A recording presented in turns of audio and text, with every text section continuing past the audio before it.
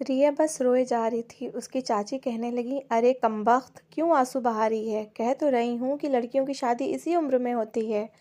देख, जब तेरी दादी की शादी हुई थी वो 14 साल की थी, और जब तेरी माँ ब्याह कर आई थी तो वो 15 साल की थी। तू तो फिर भी 16 साल की है। शादी की यही उम्र होती है। इतना रोना धोना मचाने का कोई फ़ायदा नहीं है। अब बंद कर रोना धोना। ऐसा लग रहा है कि जैसे पता नहीं कितना जुल्म कर रहे हैं हम तुम पर। रिया सिसक सिसक कर रोने लगी और रोते हुए कहने लगी कि चाची, मैं पढ़ना चाहती हूँ। आपको क्यों मेरी बात समझ नहीं आती? मेरी उम्र की लड़कियाँ 10वीं क्लास में पढ़ती हैं और आप मेरी शादी करवाना चाहती हैं। मेरी क्लास की किसी लड़की की मंगनी तक नहीं हुई। मैं कैसे शादी कर लूँ? अगले महीने मेरी 10वीं के पेपर होने वाले हैं। आपको पता है ना मैंने कितनी मेहनत की है। 9वीं क्लास में भी मेरे बहुत अच्छे नंबर आए थे। मुझे पढ़ाई करनी है। मुझे पुलिस ऑफिसर बनना है। ये मेरा सपना है चाची। रिया ने रोते हुए विनती की थी। चाची ने अपने सर पर हाथ मारा। कहने लगी, फिर मुर्गी की वही टांग। पढ़ना है पढ़ना है। अरे कमबख्त मारी, तुम्हें पढ़कर करना क्या है? चल, 2-4 क्लास पढ़ भी गई तो कौन सा मिनिस्टर की कुर्सी पर जाकर बैठ जाएगी? अब करना तो वही है ना, हांडी चूल्हा घरदारी और बच्चे। देख, मेरी अपनी 4 बेटियां हैं और इस पर तेरे माँ बाप दुनिया में नहीं रहे, इसलिए तेरा बोझ भी तेरे चाचा पर पड़ गया है। बार बार अच्छे रिश्ते नहीं आते। अब छोड़ इस पढ़ाई की बातें। 15 दिन बाद तेरी शादी है और शादी के बाद तेरा पति तुझे शहर ले जाएगा। मैंने सुना है कि लड़का बीए पास है, हो सकता है तुझे भी आगे पढ़ने दे। शादी के बाद कर लेना अपने शौक पूरे। चाची की बात सुनकर प्रिया ने अपने बहते हुए आंसू पोंछे थे। उसे लगा जैसे चाची ठीक कह रही हैं, उसे अच्छे की उम्मीद रखनी चाहिए। अगर पति पढ़ा लिखा है तो उसे भी तो पढ़ने की परमिशन ज़रूर देगा। छोटे छोटे से सपने थे उसके। शुरू से ही अपनी क्लास में फर्स्ट आती थी। अपने माँ बाप की इकलौती थी, इसलिए बड़े नाज नखरों से पली थी। लेकिन माँ बाप साथ छोड़कर गए तो जैसे प्रिया से जीने का हक छीन लिया गया था। चाचा गरीब थे, 4 बेटियां भी थीं। चाची अच्छी आदत की थी, लेकिन बहरहाल अपनी बेटियों के साथ प्रिया का बोझ उठाने के लिए तैयार न थी। प्रिया को ये उम्मीद थी कि पति पढ़ा लिखा है तो यकीनन उसे भी शिक्षा ज़रूर दिलवाएगा। इसलिए सब्र कर घर पर ही बैठ गई। 16 साल की थी। घर के कामकाज उसकी माँ ने उससे कम ही करवाए थे। चाची ने भी ज़्यादा रोक टोक ना की थी, ना ही घर के कामों की तरफ लगाया था। प्रिया क्योंकि अकेली रह गई थी, इसलिए चाचा चाची अपने किराए का मकान छोड़कर यहीं शिफ्ट हो गए थे। 15 दिन बाद प्रिया की शादी हो गई। सुकेश शक्ल सूरत का तो अच्छा था, लेकिन स्वभाव का बिल्कुल भी अच्छा नहीं था। गुस्से का बहुत तेज था। तालीम बस डिग्रियों तक ही सीमित थी। उसके अंदर जहालत भरी हुई थी। वो शादी के फौरन बाद ही अगली बस पकड़कर अपने पति और ससुराल वालों के साथ शहर रवाना हुई थी, और घंटों का सफ़र करके वो अपने ससुराल पहुंची तो सर चकराने लगा था। उसके कमरे में उसकी नंद उसे छोड़ने आई तो कमरे का दृश्य देखकर उसका दिमाग घूम चुका था।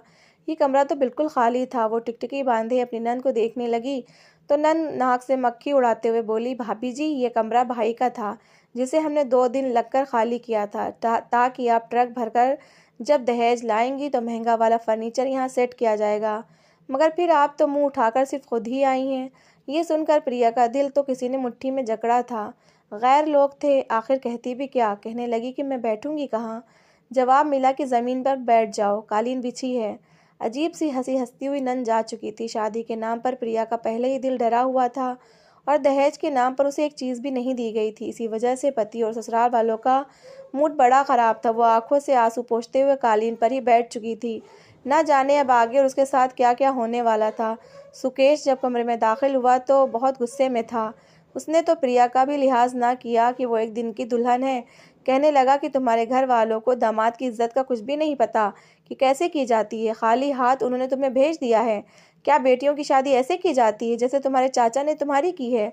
मेरे परिवार वाले मुझे और मेरे घर वालों को ताने दे रहे हैं कि किन भिखारियों के घर से बेटी ब्याह कर लाए हो। प्रिया ऐसे ही ज़मीन पर डरी सहमी बैठी थी। प्रिया क्या कह सकती थी? वो तो इस मामले में बिल्कुल बेबस थी। सुकेश ने जब उसे चुप देखा तो उसे हाथ से पकड़कर जोर से खींचा। वो इस हमले के लिए तैयार न थी। अगले ही पल सुकेश ने उसे छोड़ा तो मुंह के बल वो जमीन पर गिरी थी। सुकेश गुस्से से उससे कहने लगा कि तुम इस काबिल ही नहीं कि मेरे साथ बिस्तर पर लेट सको। तुम्हारी औकात यही ज़मीन है, समझी? प्रिया बेबसी से रो रही थी। प्रिया जितनी भी हैरान होती उतना ही कम था। उसे अपने पति से इस तरह के बर्ताव की उम्मीद न थी। वो रोने लगी, कहने लगी, सुकेश, मेरा क्या कसूर है? मैं तो खुद अनाथ हूँ। चाचा भला मुझे क्यों दहेज देते? लेकिन मैं आपकी सेवा करूँगी। आपके घर वालों को मुझसे कोई शिकायत नहीं होगी। लेकिन सुकेश का गुस्सा था कि किसी तरह कम होने का नाम ही नहीं ले रहा था। कहने लगा कि मेरी बहुत बेइज्जती हुई है तुम्हारी वजह से। मैं तो अपने दोस्तों को मुंह दिखाने के काबिल नहीं रहा। मुझे तुम्हारी शक्ल से भी नफरत महसूस हो रही है। दफा हो जाओ यहाँ से। प्रिया उस वक्त सुकेश का जाहिलाना बर्ताव और सख्त लहजा सुनकर खामोश हो गई। बगैर कपड़े बदले जमीन पर ही लेट गई। सुकेश ने एक बार भी उसे दूसरे कमरे में ले जाने का नहीं कहा था, जबकि वो खुद दूसरे कमरे में बिस्तर पर सो रहा था। सुबह सुबह सास ने कमरे का दरवाज़ा बुरी तरह से धड़धड़ाया था। सुकेश नींद का पक्का था, इसलिए प्रिया ने ही दरवाज़ा खोला।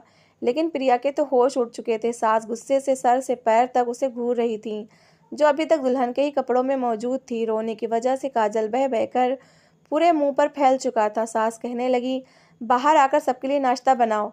तुम्हारे घर वालों ने तुमसे जान छुड़वाई है। तुम जैसी लड़की से अपने बेटे की शादी करवा कर मैं पछता रही हूँ। प्रिया चुपचाप किचन में जाकर सबके लिए नाश्ता बनाने लगी, लेकिन उसे काम की इतनी आदत ना थी, इसलिए बार बार उसका हाथ जल रहा था। काफ़ी देर से वो किचन में लगी हुई थी, लेकिन उससे ठीक से नाश्ता नहीं बन रहा था। तभी उसकी सास किचन में आई। उसे देखकर उस पर चिल्लाने लगी। कहने लगी, कितनी सुस्त हो तुम। इस वक्त लगता है तुम्हें नाश्ता बनाने में, इतना वक्त लगता है तुम्हें नाश्ता बनाने में। सास ने उस पर चिल्लाना शुरू कर दिया। कहने लगी, जैसे तुम नाश्ता बना रही हो उसे देखकर तो लगता है कि दोपहर के खाने का वक्त हो जाएगा। तो वो रोने लगी। अभी 16 साल की भी नहीं हुई थी कि पूरे घर की जिम्मेदारी उस पर आ चुकी थी। घर की सफाई सुथराई से लेकर खाना, हर चीज़ की जिम्मेदारी उस 16 साल की प्रिया पर उसकी सास ने डाल दी थी। ना उसे काम सिखाया और ना ही उसे कुछ बताया, लेकिन उसकी ज़रा सी गलती पर उसकी सास तूफान खड़ा कर देती। फिर सुकेश का भी बर्ताव ऐसा ना था कि वो उससे कुछ हमदर्दी वाला सलूक करता। हर वक्त उसे दहेज न लाने के ताने देता रहता और उसे ज़मीन पर सुलाता। उसने अपना फर्नीचर कमरे में रख लिया था, फिर भी वो उसे ज़मीन पर ही सुलाया करता। एक बार सारे मेहमान सुकेश के घर में जमा थे। सबका खाना अकेली प्रिया ने ही बनाया था। सब टेबल पर बैठे खाना खाने लगे तो प्रिया भी टेबल पर कुर्सी खींच कर बैठने लगी। सुकेश ने तो मेहमानों का भी लिहाज नहीं किया। कहने लगा, ए लड़की, तुम्हारी इतनी औकात नहीं कि तुम हमारे साथ बैठकर खाना खाओ। वो ज़मीन देख रही हो ना, जाओ वहाँ जाकर बैठो, और जब हम सब खाना खा चुकेंगे तो जो प्लेटों में झूठा बच जाएगा वो खाना तुम्हें मिलेगा। तुम्हारी यही औकात है, अनाथ कहीं की। सुकेश की बात सुनकर प्रिया को बहुत दुख हुआ था। क्या अनाथ होना उसका कसूर था, या उसने अपने माँ बाप को खुद मार डाला था, या सिर्फ माँ बाप का जिंदा होना और दहेज लाना ही औरत की ज़िंदगी में खुशियाँ ला सकता है। खैर, वो पत्थर की मूरत ही पति के कहे मुताबिक बैठ गई।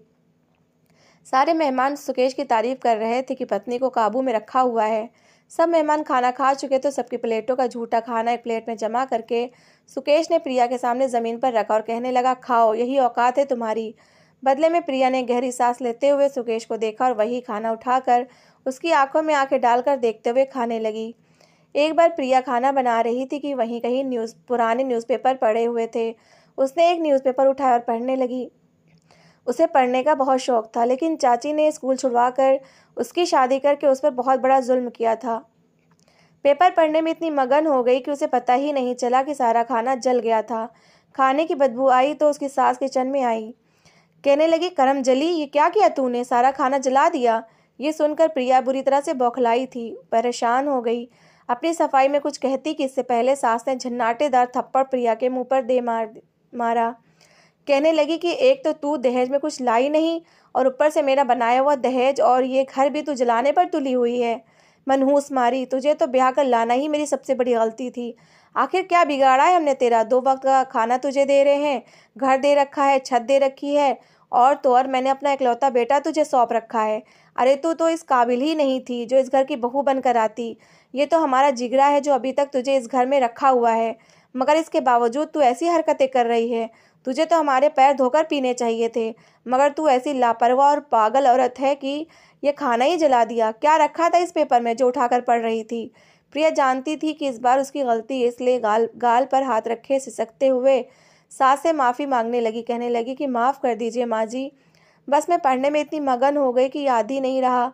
तभी उसी वक्त सुकेश घर में दाखिल हुआ था। घर में दाखिल होते ही खाने की जलने की बदबू और धुएं से वो खांसने लगा। एक तो वैसे ही वो गुस्से में था, इस बदबू ने तो उसका दिमाग वैसे ही ख़राब कर दिया था। गुस्से से चीख कर कहने लगा, ये कैसी बदबू फैला रखी है।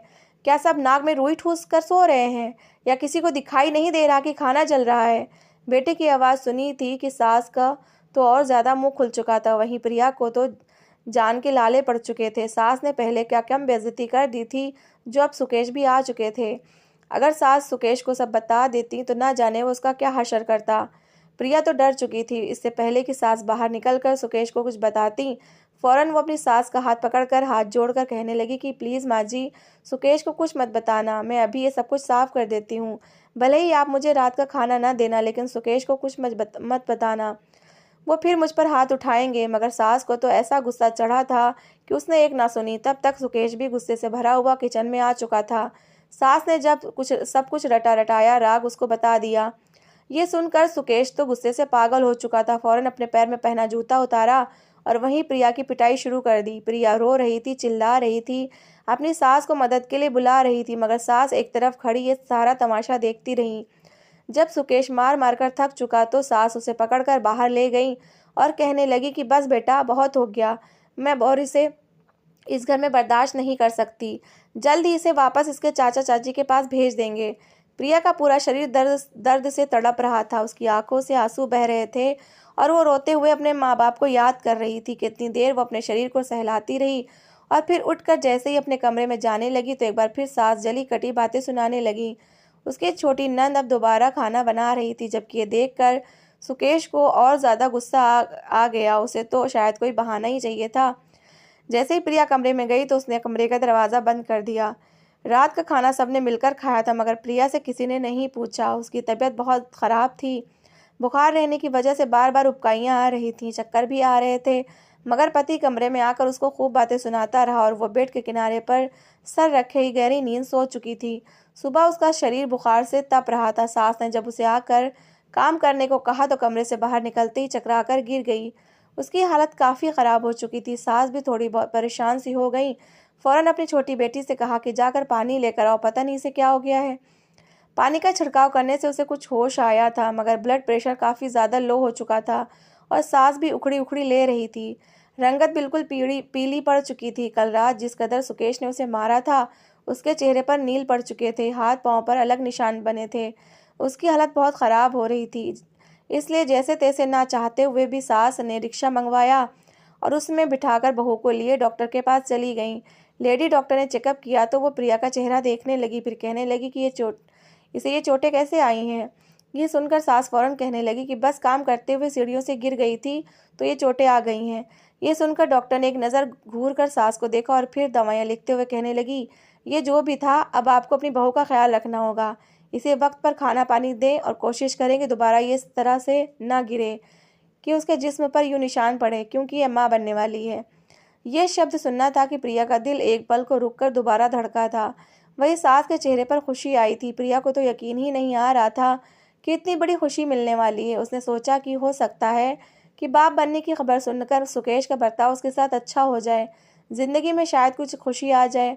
घर जाकर सास ने मिठाई का डिब्बा खोला और सबसे पहले सुकेश को ही मिठाई खिलाई थी और फिर उसे बताया कि वो बाप बनने वाला है। ये सुनकर सुकेश के चेहरे पर हल्की सी मुस्कुराहट छाई, मगर अगले ही पल वो सख्ती से प्रिया का मुंह दबोचकर कहने लगा कि सुन लड़की, मुझे बेटा ही चाहिए, समझ रही है ना? बेटा ही हो। अगर तुमने लड़की पैदा की तो देखना, मैं खड़े खड़े ही तलाक दे दूंगा।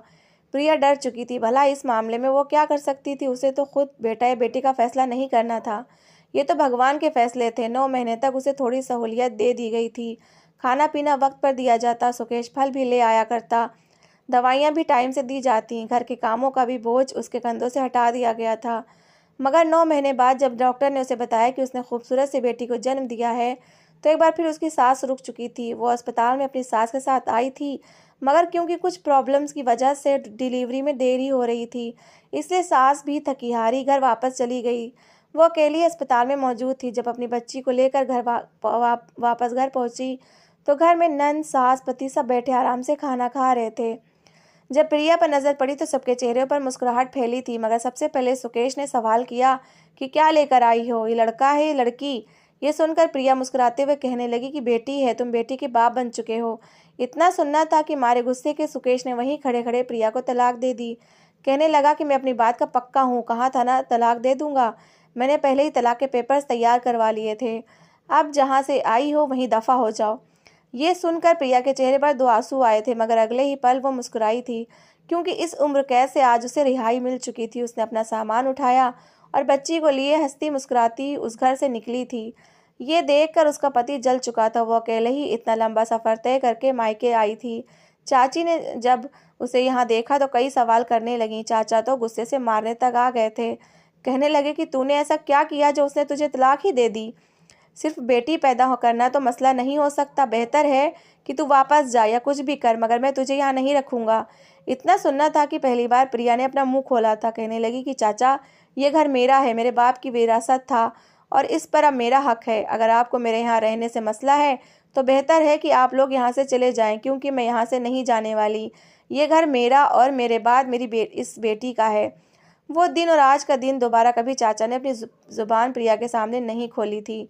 प्रिया ने हिम्मत नहीं हारी थी, बल्कि अपनी पढ़ाई प्राइवेट दोबारा शुरू की थी।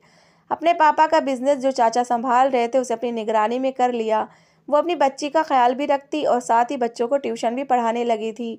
जैसे जैसे उच्च शिक्षा प्राप्त करती गई, बच्ची को भी अपने साथ स्कूल में पढ़ाने लगी। ऐसे ही करके उसने अपनी बेटी को बड़ा किया था। उसकी बेटी परी 15 साल की हो चुकी थी। बिल्कुल अपनी माँ की हमशक्ल थी। वो जानती थी कि उसकी माँ ने कितनी मुश्किलों से उसकी परवरिश की है और एक मजबूत, न डरने वाली, अपने फैसले खुद करने वाली लड़की बनाया। एक दिन जब परी स्कूल से वापस घर आई तो उसके साथ एक इंसान मौजूद था। घर में दाखिल हुई तो उसकी आवाज़ सुनकर प्रिया परेशान सी हो गई। कहने लगी कि क्या हुआ बेटा, सब खैरियत तो है। परी कहने लगी कि माँ, मुझे एक भिखारी मिला जो बड़ा ही भूखा था, आप प्लीज़ उसे कुछ खाने को दे दें। ये सुनकर प्रिया ने अपनी बेटी को सिर को चूमा और कहने लगी कि मैं भी उसे खाना देकर आती हूँ, तुम फ्रेश हो जाओ। उसने खाना निकाला और देने के लिए गई तो जैसे ही उसकी नज़र भिखारी पर पड़ी तो खाने की प्लेट उसके हाथ से छूटकर ज़मीन पर गिर चुकी थी, क्योंकि वो तो सुकेश था, उसका एक्स हस्बैंड। सुकेश ने जब प्रिया को देखा तो उसकी आंखें हैरत से खुल चुकी थीं। वो मैले फटे कपड़े, कई महीनों से बढ़ी हुई दाढ़ी, बौखलाए हुए अंदाज में चलता हुआ प्रिया के सामने आया और उसे देखकर कहने लगा, तुम प्रिया हो?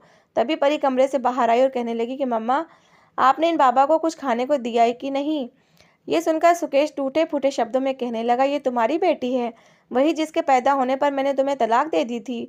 उससे ज़्यादा प्रिया कुछ सुनना नहीं चाहती थी। उसने हाथ उठाकर सुकेश को चुप करवा दिया, एक नज़र उसके शरीर पर डाली और फिर चेहरे पर एक अजीब मुस्कुराहट आई थी।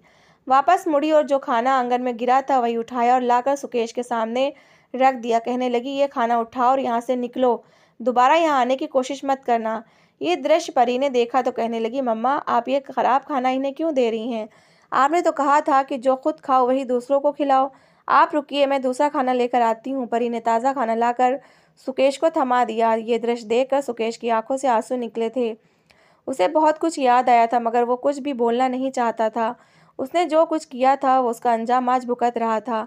रोते हुए एक नज़र परी और प्रिया पर डालते हुए गहरी सांस लेकर वहाँ से निकल गया। तो दोस्तों, बताइए कहानी के अंत में प्रिया ने जो सुकेश के साथ बर्ताव किया वो सही था या गलत? अपनी राय कमेंट बॉक्स में ज़रूर दीजिएगा।